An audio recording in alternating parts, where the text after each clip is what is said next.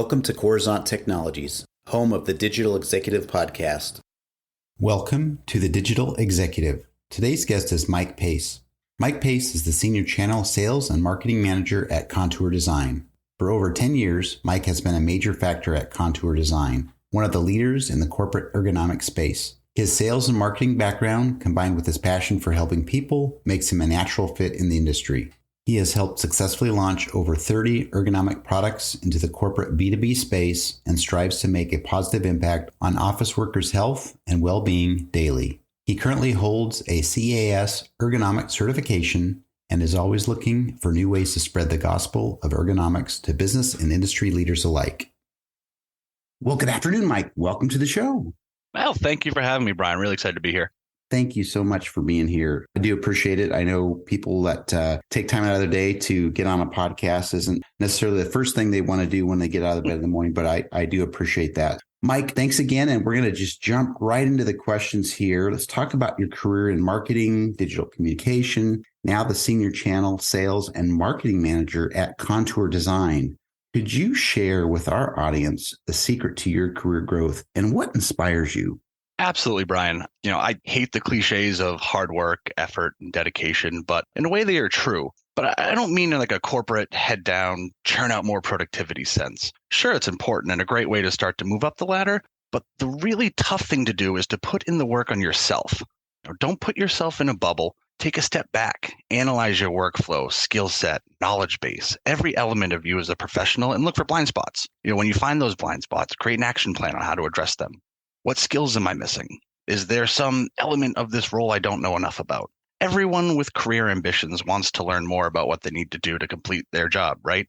I don't think that's a major revelation. The thing that's hard for us, and I guess it's by human nature, is to take that step back and look at yourself with a critical eye and identify what you need to work on to grow as a professional, not just to fill the skill sets or knowledge base of the job requirements. And I don't mean to start a running theme of cliches here, but loving what you do absolutely applies as well. I am so grateful that I'm in an industry where our main function is to help people. One of our main goals that we put right up there next to our sales objectives is to help 3 million people stay healthy and happy at their workplace by 2028. But it's not only that. You hope to surround yourself with a team that constantly pushes towards the same goal, celebrates your successes, and helps you through the rough patches. I'm very lucky to work with an amazing staff of people who are all passionate about our mission. I know for a fact that without them, myself or Contour would not be in the position it's in now. Awesome. Thank you. And I love the mission. And this is just awesome. People that get on here and talk about helping other people, helping the world be a better place and having a goal, a vision of 2028. I mean, wouldn't that be awesome? And we know that those aren't easy goals sometimes, but that is so cool. Mike, let's talk about you a little bit here. You're a certified ergonomics expert and very passionate about educating people ergonomics in any workplace, whether it's home or office. Maybe you could tell us how Contour's design cool products help improve life in front of the computer. Absolutely, Brian. And I'd like to take a step back, if you'll indulge me, really just talk about ergonomics as a concept, because I think what we often find is that ergonomics is overlooked in corporate America. And I think that does a massive disservice to employees and leadership alike. It pains us as a company to see people struggle with pain and discomfort caused by their jobs because they don't get to leave their pain at the door when they leave for the day. It affects the rest of their life too. I mean, I get it. When we think of workplace safety, what's the first thing that comes to mind? Hard hats, way too bright orange vests. We typically associate on-the-job safety with construction sites, manufacturing, or other very hands-on, heavy lifting jobs, especially in America. And I can see why. I mean, you're probably at pretty low odds of getting your foot run over by a dump truck while sitting in your office. That doesn't mean office workers aren't in need of proactive ergonomic measures to keep them healthy and productive day in and day out. We as humans are made to move, and we haven't evolved to the point where our bodies are built for sitting, 8+ hours a day in a chair working on a computer. Sure, there's no, instant risk like you see in industrial jobs. No one is working with jackhammers or steamrollers in an office setting. Well, at least not that I'm aware. Rather, the risk of injury is something that builds up over time. An ergonomic injury is often referred to as a repetitive strain injury. It's a task or motion that causes repetition over time, and that has a detrimental effect on the human body. And that's what ergonomics are all about. The literal definition of the word ergonomics is the study of people's efficiency in their working environments. The goal of everyone in the ergonomic world is to make people more efficient at what they do and in turn mitigate the risk factors involved with injuries caused by repetitive motions. And that's where Contour Design comes in. For the 28 years we've been in business, we have one sole purpose: improve the way we interact with our computers. I mean, when you step back and think about it, at least to me, it's astonishing how little our interaction with computers has changed since the first home PCs were available on the market, back in the 80s. I mean, we have an entire world at our fingertips with our smartphones. We can start our cars from an app or play a game where you're immersed in a 360-degree world by throwing on a headset, which is why I'm absolutely baffled as to why we as humans are still using the same keyboard and mouse concept for 8 hours a day at a job that has been around since the first iteration of computer desktops. Contour's aim is to disrupt how we think about computers and to make computer work not only safer in the long run, but more efficient, which is a win for everyone involved. Our core product line, the roller mouse, flips the idea of a computer mouse on its head. It sits below the keyboard, not off to the side. It allows for ambidextrous use from the user, and that helps synergize the relationship to the keyboard. So we effectively remove wasted motion and allow for various ways to interact with the cursor. This in turn increases overall efficiency and mitigates the repetitive task risk factors that can lead to issues like carpal tunnel, tennis elbow, and whole host of other medical issues with names that have more syllables than letters in the alphabet. The best part is, though, there's no special requirement to use our roller mouse. There's no bulky equipment or IKEA level setup. All you have to do is plug it into your computer like any other peripheral, and they just work, no matter if you're in your home, your office, or sitting at Starbucks. That's awesome. I appreciate you bringing that all together. There's so many things that do affect our comfort, our ergonomics, and potential issues with our health just by, again, misuse of our bodies, the way that equipment was designed. So thank you, Mike. Absolutely.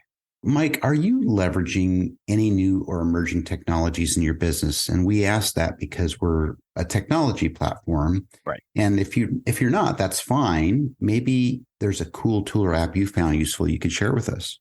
Well, Brian, I can't divulge too much, but we are implementing some really cool technology in our product development cycles and, how we can enrich our products over time from an ergonomic standpoint. But what really gets our blood pumping is the emergence of AI and the use of ergonomic assessments. For those who don't know or haven't had one, employees at most corporate settings can get evaluated on the ergonomics of their workstation, how they work, if they're using the correct tools for the job, or is there a potential risk factor for injury somewhere down the line?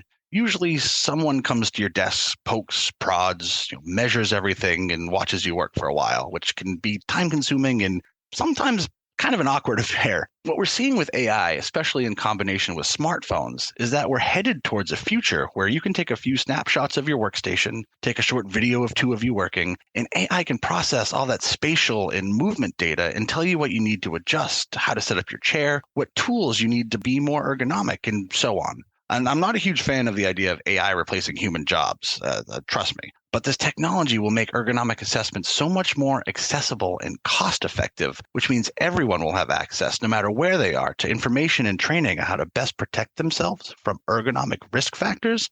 And that is a huge, huge win for the ergonomics world. Absolutely. And I'm glad that you are using some of that new technology in your R&D. I think that's awesome, and it'll only make things better in the future. Agreed. Mike, last question of the day here. Can you share something from your career experience that might be helpful for those looking to grow their career in marketing or leadership? Yeah, it'd be my pleasure, Brian. One biggest thing I can say to those looking to make a splash in marketing is to never stop learning. Marketing is a constantly evolving industry.